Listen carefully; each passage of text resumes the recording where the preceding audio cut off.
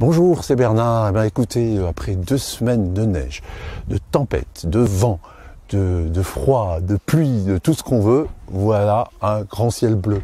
Alors on va faire un peu de tourisme, on est à 1100 mètres d'altitude ici à un lieu qui s'appelle l'Ermitage. Et en fait vous voyez derrière moi un spectacle et puis on va monter là-haut, là, vers la Grande Croix.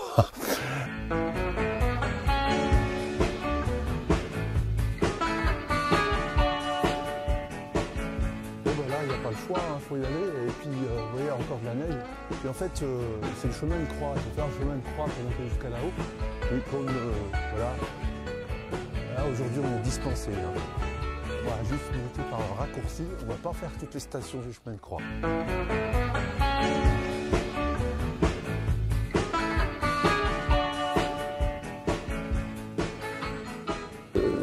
Ce qui est important de savoir, c'est que ce soit en hypnothérapie ou même en PNL ou en Gestalt-thérapie, on vient toucher ces mêmes choses. Les gens qui passent à travers ces thérapies-là, eh ben, ça leur fait aussi le même effet, il se passe les mêmes choses que dans des thérapies énergétiques. Alors, qu'est-ce qu'on peut en dire de plus?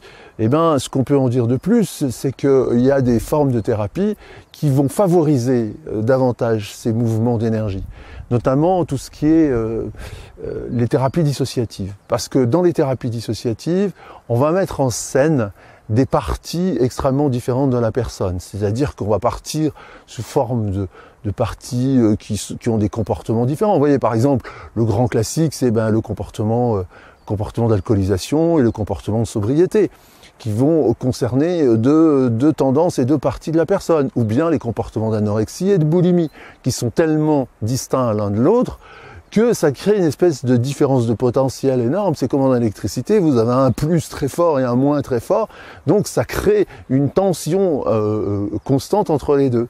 Et au moment du travail avec ces parties-là, quand on les met en mouvement, si vous voulez, quand on les met en mouvement symboliquement, ou on les met en mouvement dans les représentations qu'en a la personne, ou même physiquement, kinesthésiquement, si on les met en mouvement dans le corps, eh ben on va s'apercevoir que il y a des tensions extrêmement fortes, il y a des mouvements d'énergie extrêmement forts, des relâchements émotionnels extrêmement puissants, et ce qui fait que quand on libère cette tension par une forme de réintégration entre ces parties dissociées, eh ben, ça crée là aussi une espèce de soulagement extrêmement particulier, une espèce de résolution, comment dirais-je, presque parfois une forme de renaissance pour la personne.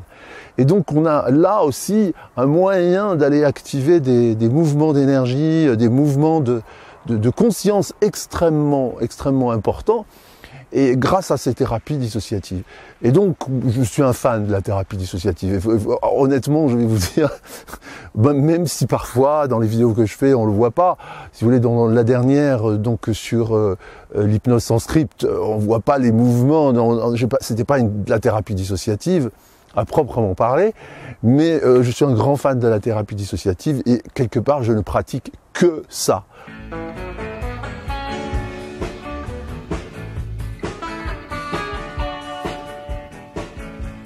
Alors, vous allez me dire, c'est limitatif de pratiquer qu'une chose. Non, parce que dans la thérapie dissociative, on peut absolument tout faire. On peut venir y mettre n'importe quelle autre technique. On peut venir y mettre de la Gestalt-thérapie, de la PNL, de l'hypnose, de l'EFT, que sais-je encore, du massage. On peut y mettre de l'art-thérapie. On peut y mettre vraiment absolument tout ce qu'on veut. Pourquoi pas de l'acupuncture, de l'ostéopathie. Tout peut venir faire sens dans une thérapie dissociative. Parce que on va pouvoir observer la dissociation, on va pouvoir observer les différentes tendances de l'individu à tous ces niveaux-là. Au niveau ostéopathique, au niveau énergétique, énergie chinoise, on va l'observer au niveau de la Gestalt-thérapie, on va l'observer aussi au niveau de l'EFT, etc., etc. Et donc vous voyez que les thérapies dissociatives, c'est vraiment, pour moi, c'est les thérapies d'avenir, parce que rien ne résiste à une bonne thérapie dissociative, absolument rien. Dans mon expérience,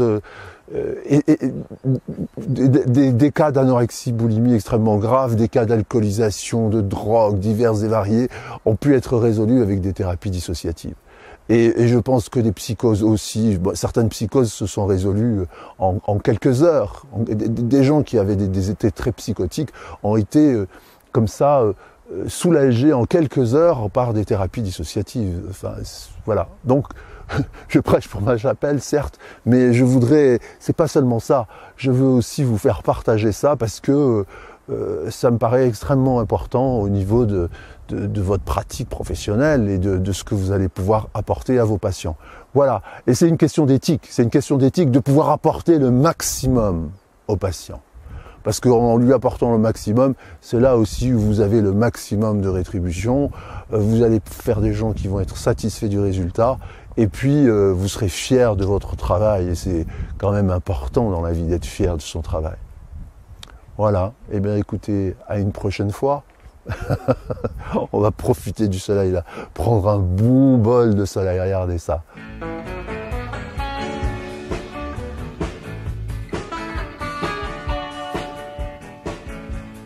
Un grand bol de soleil.